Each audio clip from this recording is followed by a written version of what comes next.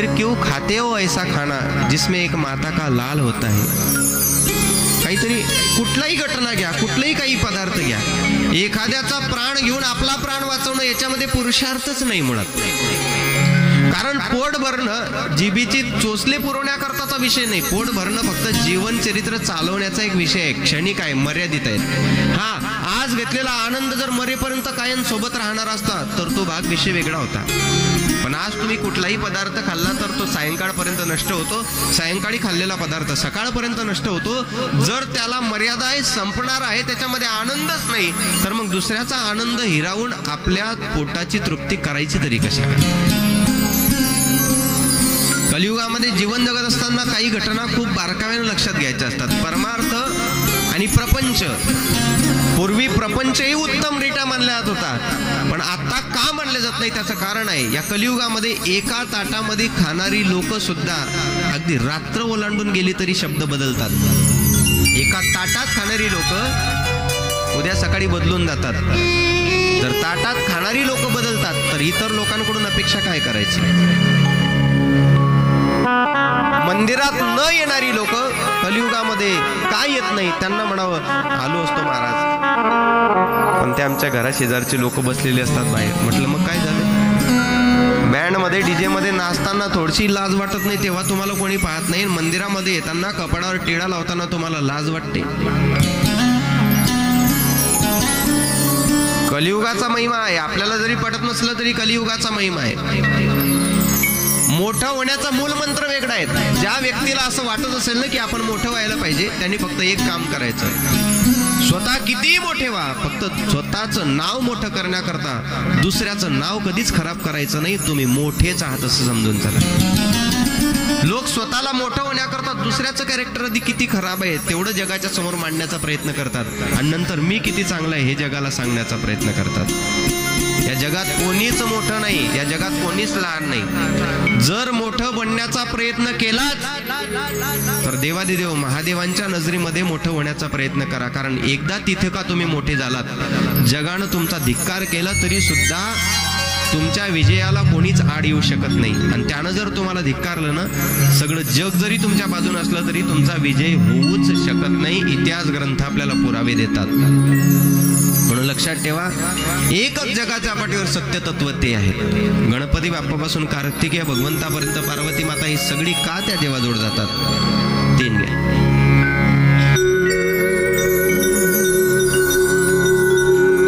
ईश्वर सत्य है, सत्य ही शिव है, शिव ही सुंदर है. जागो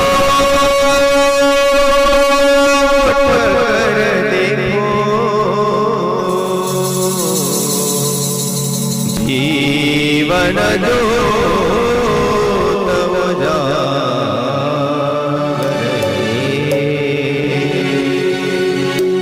सत्यम शिवम सुंदरम, सत्यम शिवम सुंदरम, सुंदरम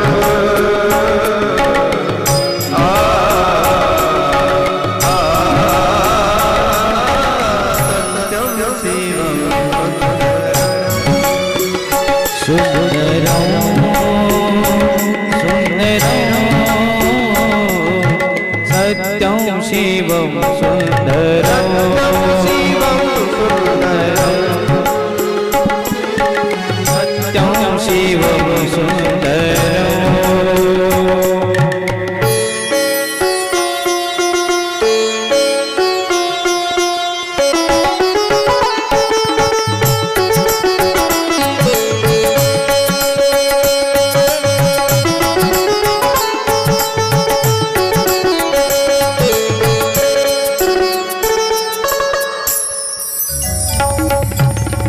रामवन में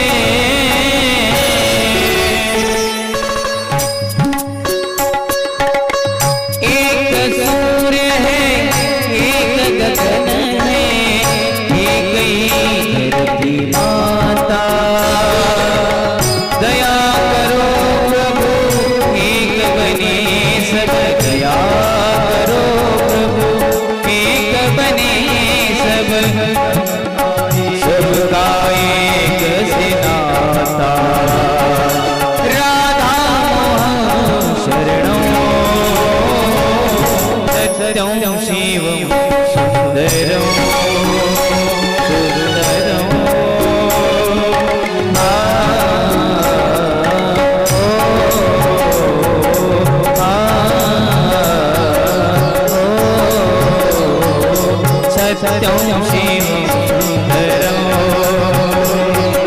सत्यं शिवं सुन्दरं ईश्वर सत्य है शिव है शिव ही सुंदर है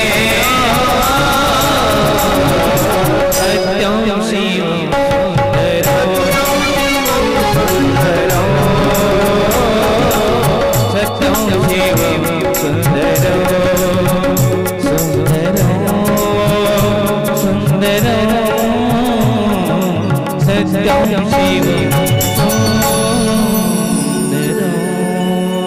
एक सूर्य है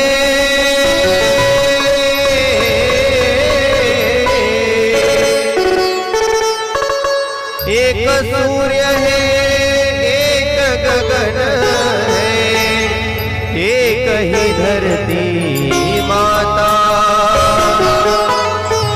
दया करो प्रभु एक बने सब दया करो प्रभु एक बने सब सबका एक से नाता राधा मोहन शरणं सत्यं शिवं